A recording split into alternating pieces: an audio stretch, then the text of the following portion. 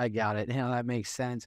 One of the things that fascinates me, and I only got 2 questions or so about this left. One of the things that fascinates me, obviously, is it seems like the SEAL Team 6 profile blew up post Bin Laden raid. Obama openly talked about it. There's been multiple books written about it. It seems like, I mean, I didn't even know what it was before the Bin Laden raid. I was just a kid at the time. Do you think the attention that the Osama bin Laden raid brought overall has been positive or negative? Because I'm sure it's great for recruiting and interest in SEAL Team 6, but you also have people arguing about who shot bin Laden, what happened. There's a lot of, there's also a lot of negativity. So which overall do you think's won out? Yeah. I mean, you know, I think there's a way to tell the story. There's a way not to tell the story. So I think, me included, I don't love so much information out there. And I don't, there's information that is not going to hurt anybody. And then there's information that potentially could hurt individuals that are still serving. So I think, we always had a rule where, you don't talk about tactics. You don't talk about things that the enemy can use when, they're out operating on their own missions. Right. And so, I try to do what I try to do when I am asked to speak, because I don't go looking for any of these at all. These all come to me. I try to be just very objective and just tell a story, really, because, the reason why I got interested into the SEAL teams, the reason I was interested in the SEAL teams, because I read every single book from Vietnam that was written. Those books weren't written after Vietnam.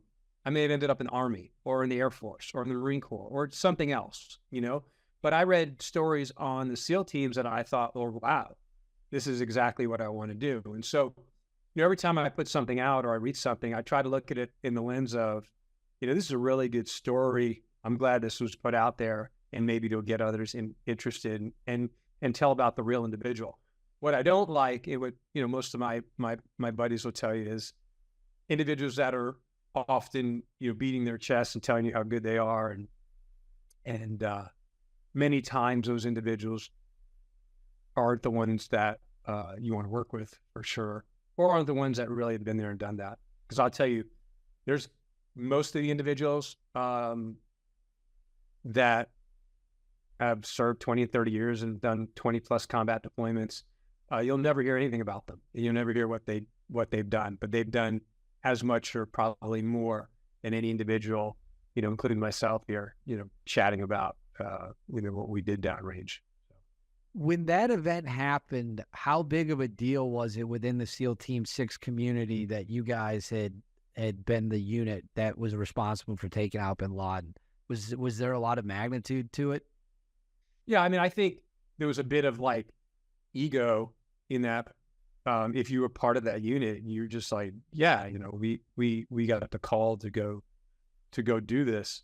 And I think if you're everybody else, you were angry at that. And then on the other side of it, I definitely think, guys didn't like the media coverage that was around it. There was definitely too much. I think we wanted it to be quiet for a while, but again, who's to say when and where and how, or to say when and where someone decides to talk about what they did. Because I think in 100 years, no one's going to give a shit. And, I think it's kind of getting that way now, where a lot of people do care. A lot of other people, don't care. Well, what they do care about is, talking about potentially sometimes specific tactics and things like that. If you had, not you specifically, but if someone in SEAL Team 6, if you went on a podcast and said something that was false or you grossly exaggerated your stories, whatever it might be, which humans do, whether they're in the military or not, they exaggerate.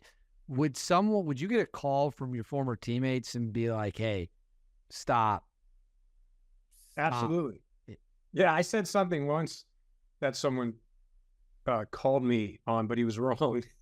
He was actually wrong and I was right. I'm like, no, you're wrong. Don't you remember X, Y, and Z? And he was like, oh yeah. But that was it. But it was like a personal thing, and we were, you know, best friends. But he was just saying, he was like, I don't remember this or something like that. And I said, no, it was X, Y, and Z. And he said, oh yeah, I guess you're right. So yeah, I think if there's something grossly wrong, I would expect someone to say, hey, I don't remember it that way, or whatever. We should hold each other accountable for that, because it's the way we are, and it's the reason why I think we've done well over the years, and we'll continue to do well. We'll continue to recruit individuals that are like-minded, that want to do work that most people can't.